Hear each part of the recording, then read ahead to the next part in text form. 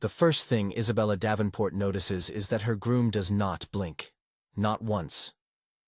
The cathedral is silent except for the distant hum of whispered admiration. Crystal chandeliers shimmer overhead. The floral arrangements alone cost more than most homes. Cameras from every major society publication are positioned carefully along the marble columns. The world is watching. And yet, in the stillness of that sacred moment, Isabella feels something colder than fear. She stands at the altar in a custom silk gown flown in from Milan, diamonds resting lightly against her collarbone, her veil cascading down like mist. Her father beams beside her. The guests, senators, heirs, media moguls, lean forward in collective anticipation. Across from her stands her fiancé, Alexander Vale, impeccable, refined, devastatingly handsome, and utterly still. The priest speaks softly, asking Alexander to repeat the vows. Alexander smiles, but his chest does not rise. He does not inhale. He does not blink. And for the first time since Isabella met him 8 months ago at a charity gala in Manhattan, she feels something fracture inside her certainty. Because in that long, impossible second, his eyes look ancient, not romantic, not nervous, ancient. And something inside her whispers, "This man is not like you." But the ceremony continues, and she says, "I do." Isabella Davenport was raised to be perfect. Born into one of America's oldest philanthropic families, her life was a curated exhibition of elegance. Manhattan townhouses, summers in the Hamptons, private schools where reputations mattered more than grades. She learned early how to hold a wine glass correctly, how to smile without revealing too much, how to make a headline without causing scandal. By 28, Isabella wasn't just wealthy, she was a social phenomenon. Her name appeared in magazines under titles like New York's Golden Girl and the crown jewel of modern philanthropy. She chaired galas that raised millions. She dated heirs and tech founders. She knew which fork to use and which secrets never to reveal. To the world, she was untouchable. But privately, she was lonely. Not tragically lonely, not visibly desperate, but quietly, invisibly aware that every relationship she'd ever had felt transactional. Men wanted proximity to her name, to her influence, to the Davenport legacy. None of them ever truly saw her. Until Alexander. They met under gold chandeliers at a Winter Foundation gala. She remembered the moment precisely. The room had felt too warm, too loud, too rehearsed. And then he appeared. Not introduced by anyone. Not announced. Simply there. Dark suit, no visible entourage, no desperation in his eyes. He did not approach her like prey. He observed her.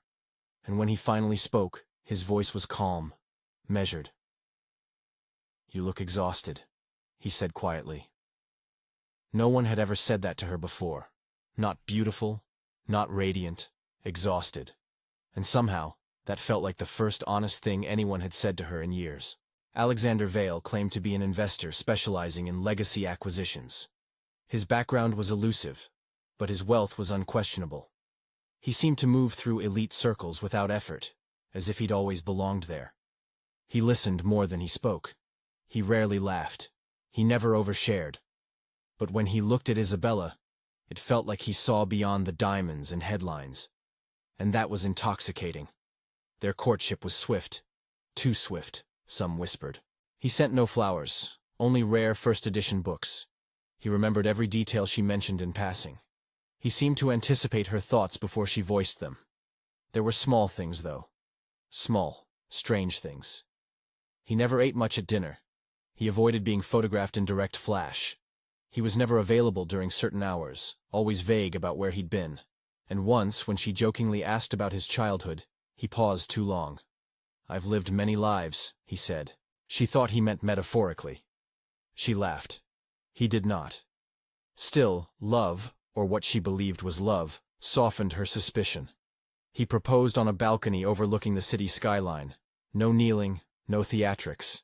Just a velvet box and steady eye contact. "Marry me," he said, "and I will ensure your legacy endures beyond time." It sounded poetic, romantic, powerful. She said yes. The wedding planning consumed the city. The venue was a restored Gothic cathedral rarely rented to private events. Imported orchids lined the aisle. A string quartet rehearsed for weeks. Every detail screamed perfection. And yet, in the final days before the ceremony, Isabella began to notice something else. Contracts. Alexander was deeply involved in the legal arrangements, more than necessary. He insisted on obscure clauses in the prenuptial agreement. Language so archaic her father's lawyers raised eyebrows. Terms about lineage continuity, binding vows, transfer of custodial stewardship. She teased him about sounding medieval. He smiled faintly. "You would be surprised how old certain agreements are," he replied.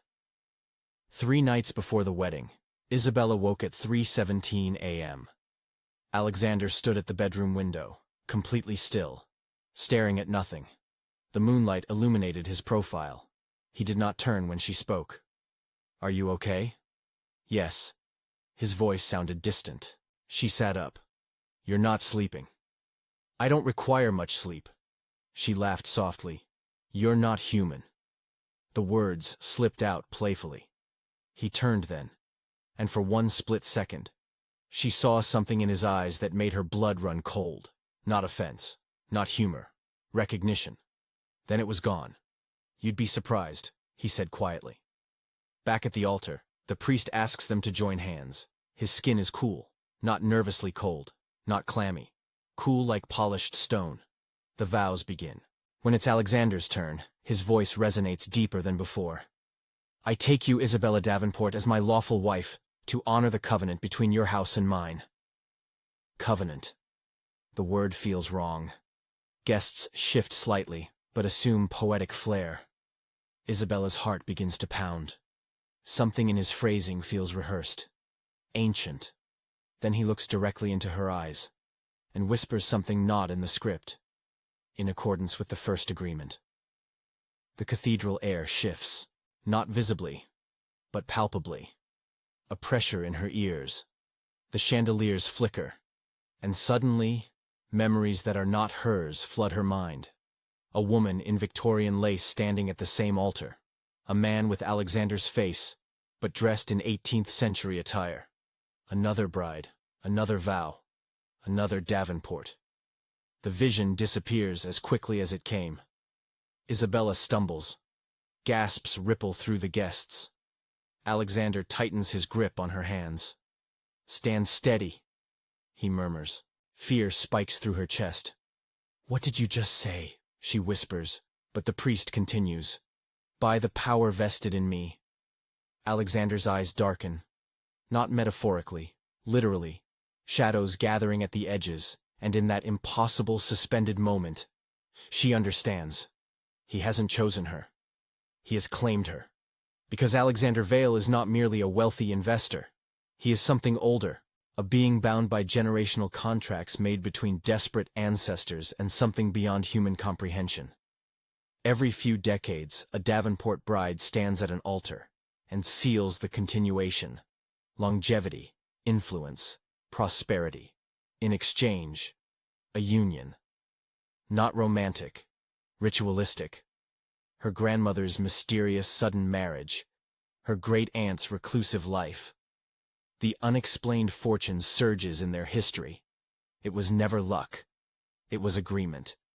And Isabella is the next signature. "No," she breathes. But the priest declares them husband and wife. Alexander leans in to kiss her. His lips brush hers, and the cathedral lights shatter. Glass explodes overhead. Guests scream. Wind howls through sealed doors. And for a fraction of a second, everyone sees it. His shadow stretches behind him. Not human-shaped, massive, horned, crowned in something resembling thorns and flame. Then, everything goes dark. When the lights return, chaos fills the cathedral. Guests panic. Security rushes forward, but Alexander stands untouched, composed, perfectly calm. Isabella pulls back from him. "What are you?" He studies her, almost tenderly. "I am the steward of your family's covenant," he says quietly. "I do not age. I do not perish. I ensure prosperity in exchange for continuity." Her breath shakes. You're a demon. He tilts his head. Words change over centuries. My function does not. Tears sting her eyes. You used me. No, he replies. Your ancestor summoned me. She begged for power. For survival. For her bloodline to never fade. And the price? You. The weight of centuries settles on her chest. You marry us, he continues. You bind your lineage to mine. You produce heirs who carry the contract forward. And if I refuse? He pauses. And for the first time, he looks almost regretful. Refusal was never part of the agreement. The cathedral begins to tremble again. The air thickens. Invisible threads wrap around her wrists, cold, unseen, the contract activating. Guests cannot see it. Only she can feel it tightening. Alexander steps closer. Isabella, he says softly, this ensures your family remains powerful beyond imagination. Your name will never fade. I don't want eternity bought with chains, she whispers. For a moment something shifts in his expression, not anger, conflict, because over the past 8 months, he had begun to feel something unanticipated. Attachment, curiosity, maybe even admiration. She wasn't like the others. She questioned. She resisted. She looked at him as if he were a man, not a mechanism. And that complicates everything. The invisible threads tighten. Pain sears through her veins. The contract demands completion. Alexander closes his eyes briefly. And then, he does something no steward has ever done. He places his hand over her heart. And instead of binding her, he redirects the covenant. The cathedral windows explode outward. A surge of energy tears through the space. Guests collapse unconscious. Time itself seems to distort. Isabella screams. Alexander absorbs the backlash. His perfect form fractures. Light and shadow splitting through his skin. You cannot break it, a voice roars from nowhere. I can, he growls. For the first time, I choose. The covenant snaps, like 1,000 chains breaking at once. Silence falls. Alexander drops to his knees, his immortality flickering. Centuries of preserved existence unraveling. Isabella falls beside him. What did you do? She sobs. I voided the agreement, he whispers. Your bloodline is free. And you? He smiles faintly. For a being like me, freedom has a cost. His form begins to dissolve into particles of ash and light. She grips him desperately. Stay. For centuries I upheld contracts, he murmurs. Tonight, I broke one. His hand brushes her cheek. I did not expect to care. And then, he vanishes. The cathedral stands silent. Guests slowly regain consciousness. They remember shattered glass, a power outage, nothing more. The media calls it a freak electrical surge. The Davenport lawyers quietly discover that obscure clauses in their family records have disappeared, as if they were never written. Months pass. Isabella withdraws from society, not in shame, but in transformation. The wealth remains, but without the unnatural surges. The empire stabilizes, no longer expanding unnaturally, no longer bound. One evening, nearly a year later, Isabella stands on her balcony overlooking Manhattan. The wind is cool, the city alive, and for the first time, she feels free, not curated, not contractual, just human. Then she notices something. On the marble table beside her rests a familiar book, a rare first edition. She did not place it there. Her breath catches. She turns slowly, and in the reflection of the glass doors, she sees him, not fully formed, not entirely solid, but there, watching.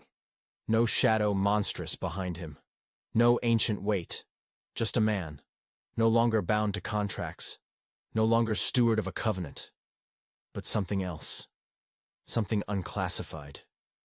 He meets her gaze, and for the first time, he blinks, fade to black. The first time Isabella Davenport understood that something was wrong with her life, she was 8 years old. It wasn't a dramatic realization. There was no screaming, no broken glass. It was a dinner, a long, formal dining table in the Upper East Side townhouse. Silverware aligned like soldiers, crystal glasses reflecting chandelier light. Her grandmother sat at the head of the table, posture perfect, pearls resting against skin that seemed too tight for her age. Across from her sat a man Isabella had never seen before. He was handsome in a restrained way. Not flashy. Not loud. He watched her grandmother the way Alexander would one day watch Isabella. Measured, evaluating, almost assessing. When Isabella asked who he was, her mother squeezed her knee under the table. "An old friend of the family," she said. The man smiled at Isabella, and she remembered something peculiar. He did not eat. He lifted the wine to his lips, but never swallowed. At 8 years old, she noticed. At 8 years old, she felt something tighten in her chest. That man disappeared the next morning, and her grandmother's investments doubled within the year. No one mentioned him again. Decades later, standing at the altar, Isabella feels that same childhood tightening return. Alexander's grip is firm around her hands. The cathedral smells of orchids and old stone. The guests wait, the priest speaks, and Isabella realizes that she has seen this pattern before. Not in memory. In blood. She whispers under her breath, "How long?" Alexander's eyes flicker. Long enough. Her pulse pounds violently in her ears. "Say it," she demands quietly. The priest continues speaking, unaware of the storm brewing inches away. Alexander leans closer. "Your lineage has been under stewardship for 212 years. The number slams into her chest. 212. Her mind races. The Davenport fortune rose precisely 2 centuries ago. After a shipping disaster nearly bankrupted them. After a mysterious private agreement her ancestors signed in secrecy. History books called it strategic recovery. But history books lie politely. The wedding guests see none of this. They see the golden couple, the perfect union, the merging of wealth and power. They do not see the invisible threads tightening around Isabella's wrists. They do not hear the faint hum in the cathedral walls. They do not see the way the shadows around Alexander stretch unnaturally toward the stained glass windows. He looks at her with something almost like apology. "You were chosen before you were born." Her stomach turns. "By who?" "By your great-great-great-grandmother." The cathedral temperature drops. And suddenly, Isabella sees her. Not clearly, but like a reflection layered over reality. A woman in 1812 silk, trembling as she signs parchment under candlelight. Alexander stands behind her in different attire. Same face, same eyes. "You begged," he continues softly. She begged. For protection, for expansion, for invulnerability in a ruthless world. And the cost? Marriage. The word echoes in the hollow of her ribs. The priest asks for the rings. Alexander slides the diamond onto her finger. It burns. Not metaphorically, physically. Her breath catches. The metal feels alive. Cold. Then searing hot. She jerks slightly. Guests assume nerves. The priest smiles reassuringly. "Do you, Isabella Davenport, take Alexander Vale?" She interrupts. "What happens after the ceremony?" The priest blinks, confused. Alexander answers instead. "The covenant seals. The bloodline continues. The prosperity remains. And me? You fulfill your role." Her vision blurs. Invisible markings begin to form beneath her skin. Faint lines tracing her veins like frost patterns on glass. The contract activating. She understands now. Every Davenport bride married unusually well. Every generation had a mysterious benefactor. Every widow aged strangely. Some too fast, some not at all. This wasn't random. This was maintenance. And she is the next signature. Alexander watches her realization unfold. For the first time in 2 centuries he hesitates.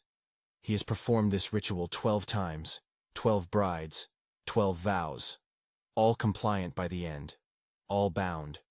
But Isabella, she is not breaking, she is calculating. And something inside him, something dormant for decades, shifts uncomfortably. "You could have told me," she whispers. "You would not have agreed." "Exactly."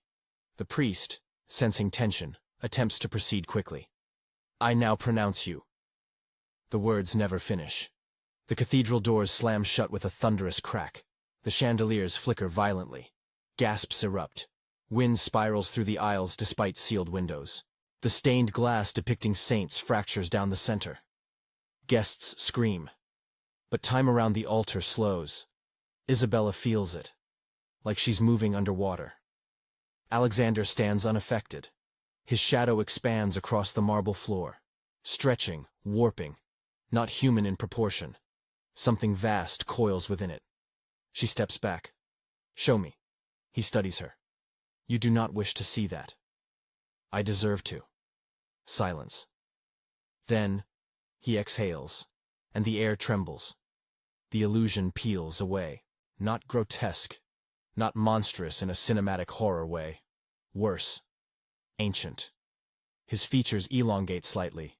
His eyes darken into something starless. Symbols flicker beneath his skin, markings that look older than language.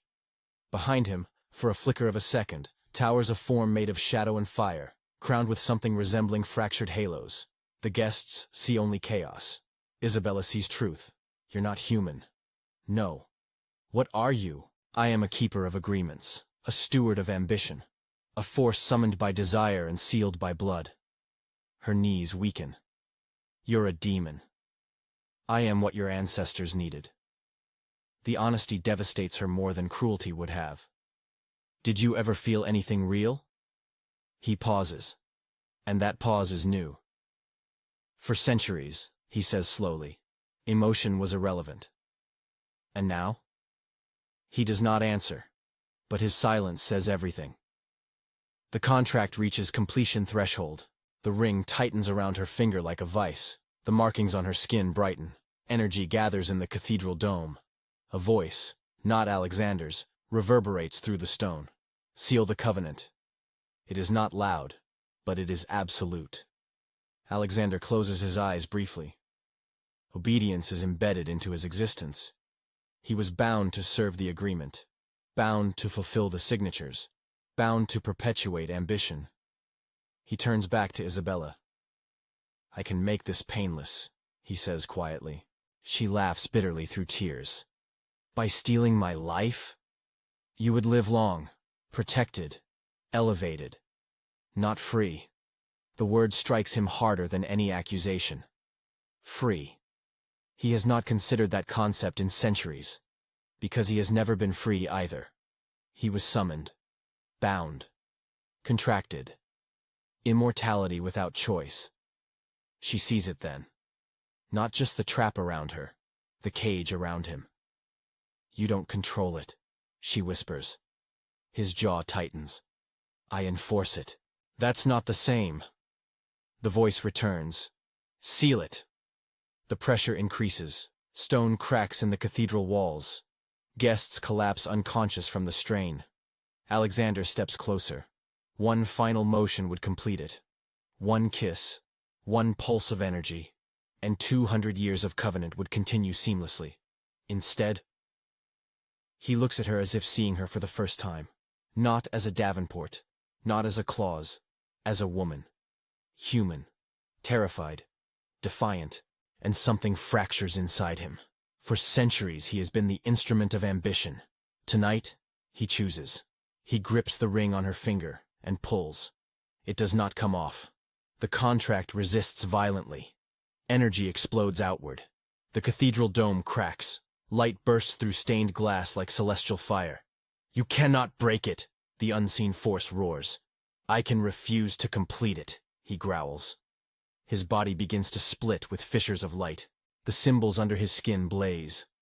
He presses his hand to her chest. Instead of binding, he absorbs. The covenant surges into him. Every signature, every clause, every desperate plea of every ancestor. 2 centuries of greed and fear flood his being. He roars, not in anger but in agony.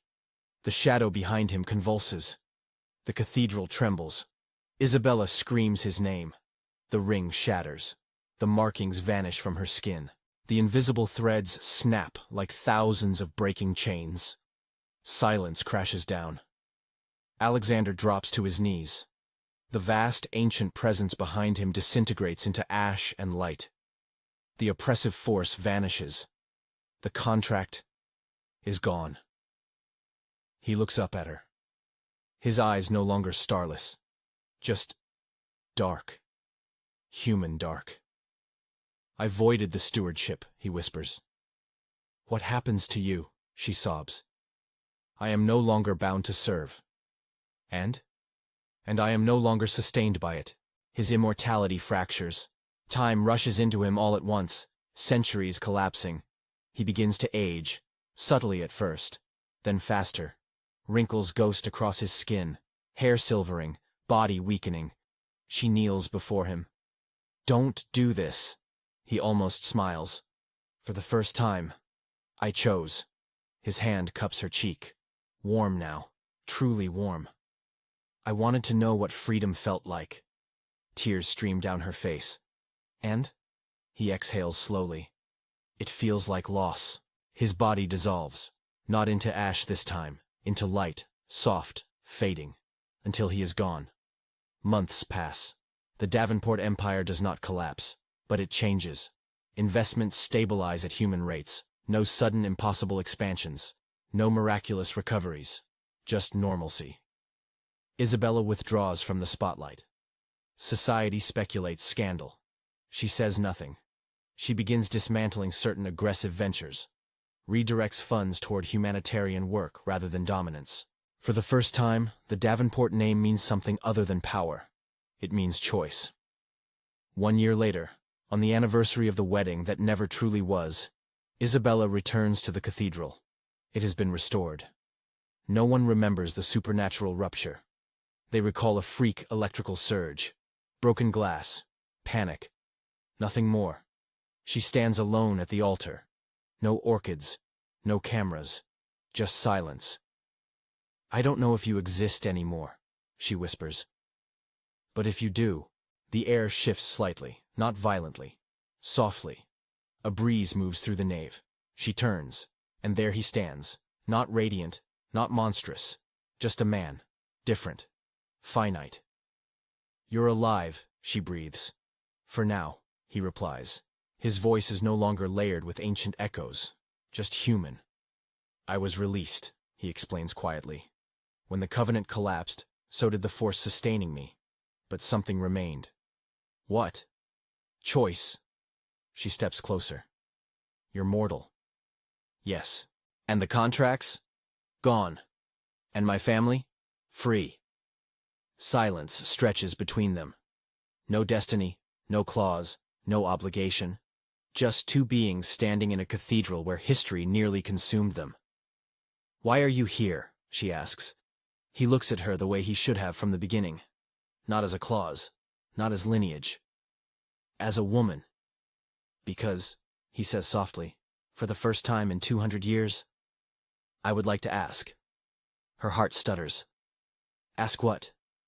He steps closer. No invisible pressure. No supernatural force. Just breath. Would you choose me without a contract? The question lingers in the air. And this time, the choice is hers. For the first time in Davenport history, love would not be signed. It would be chosen. Fade to black.